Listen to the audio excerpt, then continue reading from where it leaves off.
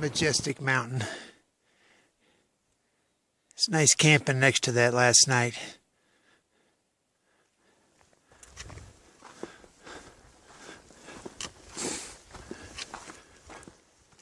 That mountain that I camped in the shadow of last night and looked way up to the top at. Now that I'm done with this morning's ascent, I'm looking over at it, almost even with it. It's nice to see it from this perspective too. These kind of rocks are perfect for sitting. I'm always looking for rocks like this. It's just the right height, flattish enough for me to sit on, and then it goes up in the back, so if I lean back a little bit, it takes the weight of my pack off my shoulders and hips. These are great rocks.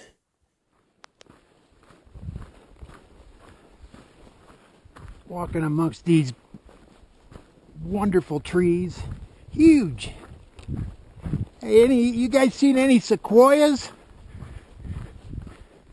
Huh? Maybe over there's one. I wonder where do y'all keep the sequoias?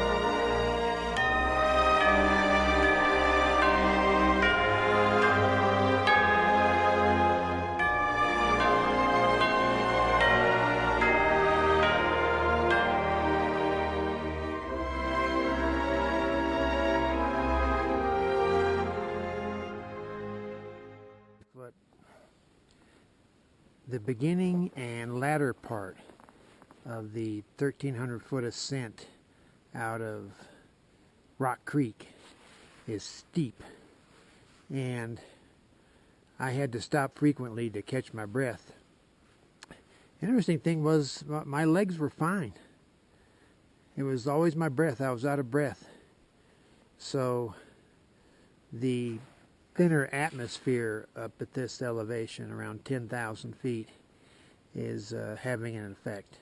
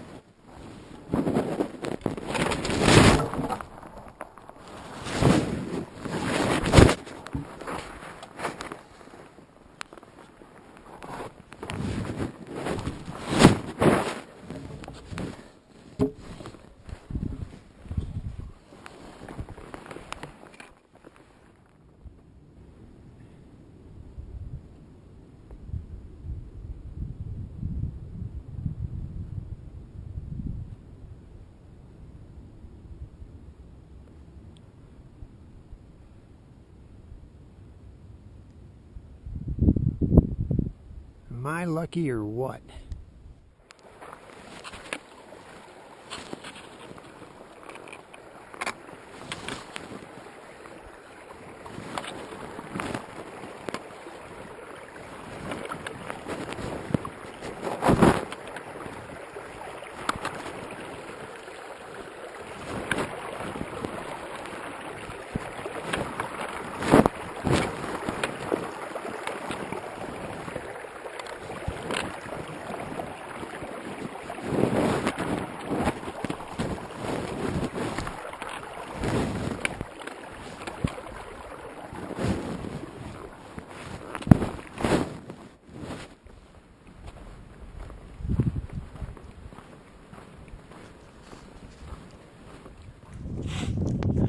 I'm on the Bighorn Plateau, 11,300 feet. It's just beautiful up here. I came from the south. I'm slowly starting to make my way down again. There was a lake right over there, and you can see there's a few snowbanks here and there. I'm just a few miles away from where I'm going to spend the night, and then tomorrow the plan is to get up early and go across Forester Pass. In the meantime, I wouldn't mind seeing some bighorn sheep. That would be so cool. So far I've just got a bunch of deer and one fox. I am seeing more marmots. You can't miss them. They're like fat cats running, and they're real obvious, but I guess it doesn't matter to them. They just get in their den and they're safe from predators. No bears, no mountain lions, no bighorn sheep yet, but now would be a good time. So thankful I'm done with my last descent of the day. Heading downhill. Cook a nice meal, hopefully get a good night's sleep, and then just see what tomorrow brings. I'm looking for bighorn sheep. I should probably show you around. Those mountains are just spectacular. Unfortunately, you're looking into the sun, so it may not be too obvious. This part back here just goes up to that peak. All them trees, who knows what's hiding in there. Come out, wherever you are. There's a big snowbank.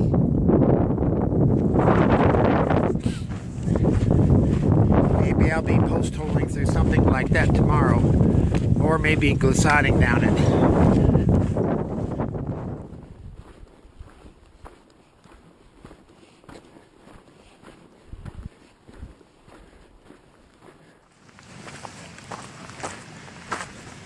I'm on the John Muir Trail. Cool.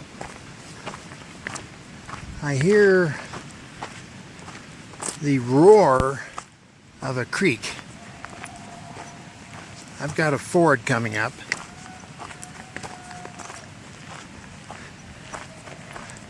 This will be interesting. I'm not gonna ford it, I'm gonna try to cross it.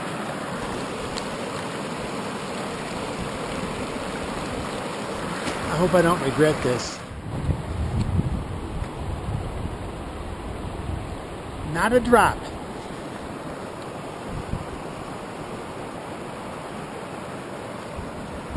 I was prepared to take my socks and shoes off, roll my pants up. Then I want to go to bed with all that soaking wet and just walk across it.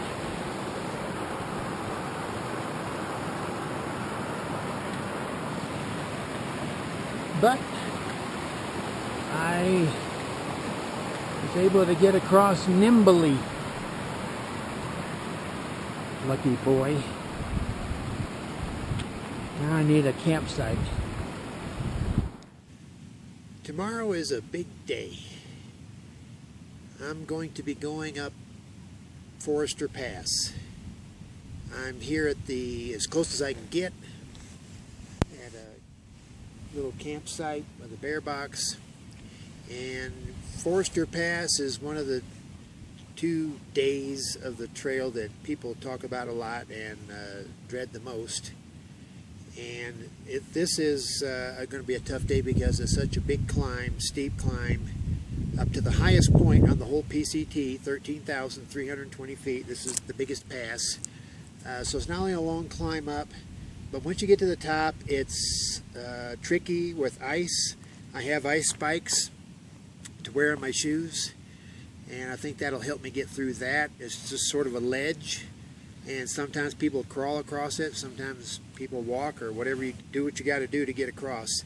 And then on the other side is a big snow field, and that problem with that is you need to get to it early enough in the morning if possible, so that you're not post-holing as you walk through it. In other words, it's hard and crusty, so your feet stay on top and you don't break through it, because if it's later in the day and it's soft with the sun, then you're walking in snow above your knees, and it just absolutely wears you out. Not only that, it makes you're soaking wet. And the gaiters I have, which are dirty girl gaiters, are ultralight gaiters, and they're meant for dry. They're meant for just to keep little rocks and dirt out of your shoes. They're not meant for this like regular true gaiters are.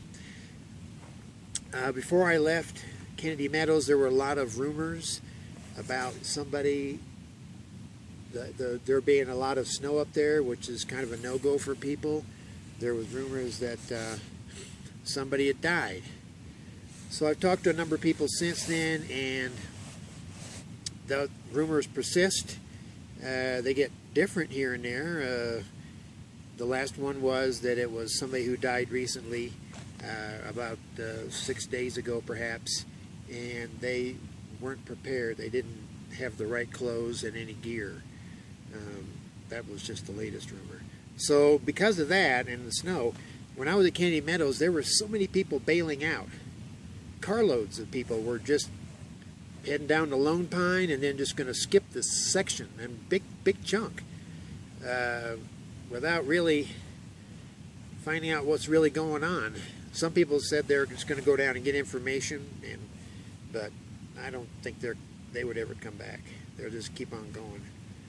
So I chose to come up here and find out for myself. The storekeeper thought things would be fine at Kennedy Meadows. I talked to a guy yesterday, a local person from Lone Pine. They thought it wouldn't be too bad up there. So there are about a half dozen folks at the campsite next to me, and I've seen a couple more.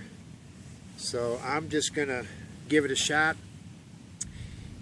On a side note, the night before I left Kennedy Meadows, I had 2 dreams, and I don't usually dream.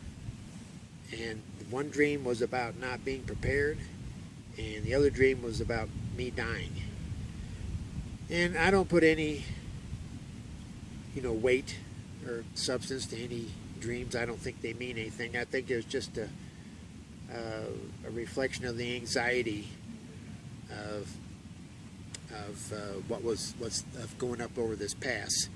But I hope that it turns out to be routine, maybe a little tricky, but not, but doable. Other people have done it, and I'm hoping that this time tomorrow I'm well on the other side, maybe even lucky enough to have made it to Kearsarge Pass and got a ride down into Lone Pine, where I'm going to stay at a hotel for a couple days and resupply before I head out again.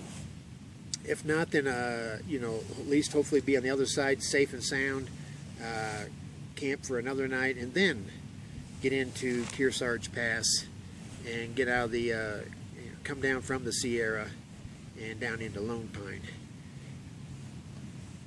So tomorrow I'm just going to see how it goes. I'll be getting up early because I need to, I had trouble all day today with breathing on the elevation. Everything's 10, 11,000 feet now, and my legs are fine, but I'm just out of breath. And tomorrow I'm going up higher than I've ever gone before. And so I just need to be prepared for that, to give myself extra time. So I'll get up early, like 4:30, leave around 5:30 when there's first light, and just get a good head start on it and see how the day goes. I'm hoping for the best, and I think I'll be fine.